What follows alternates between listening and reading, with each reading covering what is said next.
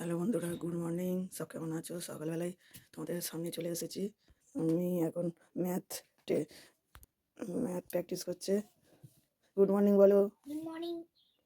Tiffin করে দিয়েছি, আজ ব্রেড বাটার করে দিয়েছি, ও খেতে ভালোবাসে। তা ওকে এবার ড্রেস পড়াচ্ছে ওর বাবা। মেয়ের বাবা মেয়েকে রেডি করে দিচ্ছে। দেরি হয়ে গেছে, স্কুলে যেতে টাইমটা পেরিয়ে যাচ্ছে, বেশি বাকি নেই, এক্ষুনি বেরিয়ে যাবে। টাটা কর। স্কুলে চলে যাচ্ছে, মেয়ে স্কুলে চলে গেছে। এবার বাকি কাজ সেরে নেবো। প্রথম ছাটা দিয়ে শুরু হয়েছে আজকের কাজ। আজকের বৃহস্পতিবার, তা নাতা দিতে হবে গেটের মুখে, রান্নাঘরে। তা গোবর নিয়ে চলে এসেছি, গরুটার পাশ দিয়ে যাচ্ছি, গরুটা মনে হয় এক্ষুনি ল্যাগ মারবে, মেরে ফেলে দেবে। তা আজ বৃহস্পতিবার নাতা দিতে হয়, প্রতিদিনই দিতে হয়, একদিন কমাই দিল, বৃহস্পতিবার করে দিতে হবে।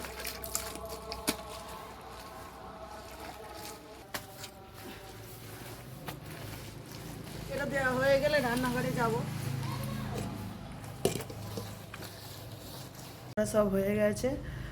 এবারে আমি চা নিয়ে চলে এসে, এই হলো চা। চায়ে লিকার চা করেছি, নুন দিয়ে, চিনি কম, কাশি হচ্ছে খুব, কমছে না কাশি। তা চায়ের সাথে বিস্কুট আছে, আর গতকাল রাতে চপ এনেছিল, চপ মুড়ি খাবো, আর এই চা দিয়ে বিস্কুটটা খেয়ে নেবো।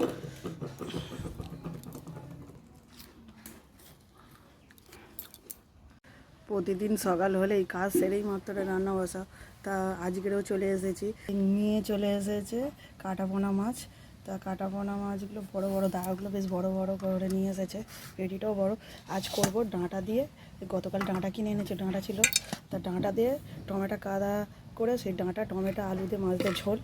আর তোমাদের দাদা গেছে বাগানে মূলো শাক আনতে, দেখাবো তোমাদের মূলো শাকগুলো। আমি তো তুলতে যেতে পারলাম না, আমার দেরি হয়ে যাচ্ছে রান্না বসা বলে। এর দিকে উনুনটাও ধরে দিয়েছি। মাছটা মশলা মাখিয়ে নেব। মাছের মশলা মাখানো কমপ্লিট হয়ে গেছে। এবারে এই লাল লাল পাকা পাকা টমেটোগুলো কেটে নেব, আর এই ডাঁটাগুলো কেটে নেবো। আর আজকের করবো নতুন আলু দিয়ে মাছ দিয়ে ঝোল করবো, তা নতুন আলু কেটে নেবো। তেলটা গরম হয়ে গেছে, তাই এতে মেখে রাখা মাছটা দিয়ে দেবো।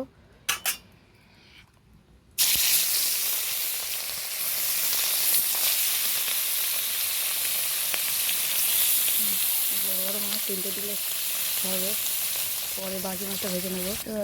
আলুটা ছাড়িয়ে নেবো, কেটে নেবো। তোমাদের দাদাভাই মূলো শাক তুলে নিয়ে চলে এসেছে, কচি কচি মূলো শাক। তা এখন বালতি নিয়ে গিয়েছিলো, ওই বালতি করে গোড়া, এটা লাল মূলো শাক, গোড়াটা লাল লাল হয়ে আছে। তো কচি মূলো শাক ভাজা খেতে খুবই টেস্ট লাগে, যারা খায় না তারা হয়তো বুঝবে না, যারা খেয়েছে মনে হয় আবার খায়। তা যে ভাজা করবো পেঁয়াজ দিয়ে, কাঁচা লঙ্কা দিয়ে। মাছটা ভাজা হয়েতে তুলে নিয়েছি। তা এদিকে কড়াইতে টমেটোটা ভেজে নেব, লঙ্কা হলুদ আর নুন দিয়ে। তা আমরা এই টমেটো একটু কাদা কাদা করে তারপর ডাঁটা তরকারিতে দেবো শেষের দিকে। তা এটা একটা নতুন রেসিপি, তা যারা যারা জানো না তারা দেখে নাও আমি কীভাবে টমেটো তরকারিটা করি। টমেটো কাদা কাদা রেডি হয়ে গেছে, নামিয়ে নেবো। আমরা তো এভাবে করি। এইসব রান্না আমি শ্বশুরবাড়ি থেকেই শিখেছি, অনেক কিছুই শিখেছি রান্না শ্বশুরবাড়ি এসে। আলুটা পেঁয়াজটা কড়াইতে তেলেতে ভেজে নিয়ে তাতে ডাঁটা দিয়েছি, ডাঁটাটাও ভেজে লঙ্কা হলুদ আদা জিরে বাটা দিয়ে কষে নিচ্ছি। এবার কষাটা হয়ে গেছে, এবারে জল ঢেলে দেবো।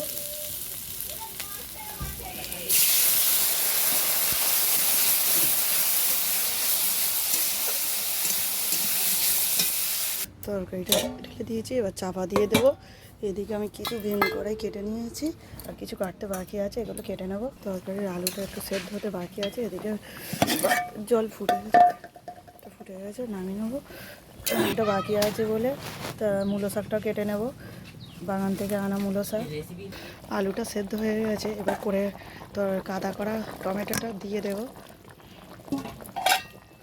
আলুটা সেদ্ধ হয়ে গেলে তারপর দিতে হয়, কারণ টমেটোটা টক, তা আলুটা সিটে হয়ে যাবে বলে। ঝোলটা ফুটে গেছে, মাছগুলো দিয়ে দেবো।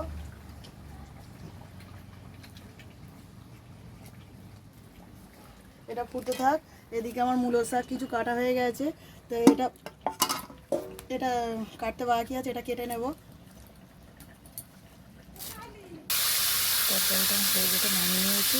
তো আমাদের তো টমেটো দিয়ে ডাঁটা দিয়ে কাদা কাদা তরকারি টমেটো, সেটা খুব ভালো লাগে।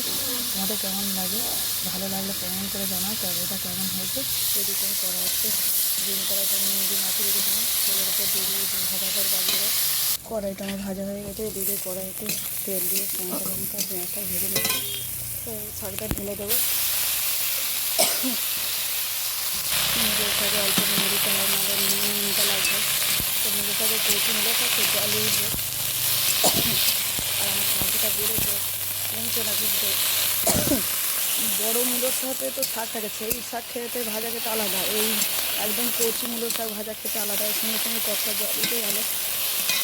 এদিকে আমার ভাতটা হয়ে গেছে, নামিয়ে নেবো। এদিকে শাকের জল এখনো নামেনি। মুলো শাকটা ভাজা হয়ে যাওয়ার পরে এক বাটিও তা হয়নি। কচি কচি মুলো শাক বলে একদম গলে নরম হয়ে গেছে সব। বাপ কাজে যাবে বলে ভাত বেড়ে নিয়ে সব চলে এসেছি। এখন লেপ কটা নিয়ে চলে এসেছি রোদে দেবো বলে। তো শীতের সময় রোদে দিলে বেশ ভালো লাগে, দুপুরবেলা গায়ে দিতে ভালো লাগবে। এখন একটা আছে, 3টে ব্যবহার করি। ছাদে থেকে জামা কাপড় দিয়ে লেপ দিয়ে চলে এসেছি, রোদে দিয়েছি। আর এইগুলো সব কাচবো বলে সব বের করেছি। আজকে অনেক পড়েছে, এতগুলো মোজা পড়েছে, শুধু শীতের মোজা। এই সাদাগুলো আগে এক জায়গায় দেবো।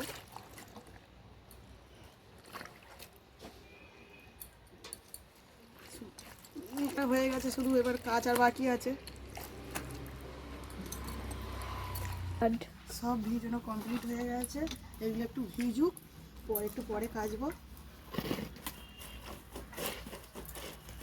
টাটা বন্ধুরা, পরের ভিডিওতে দেখা হবে।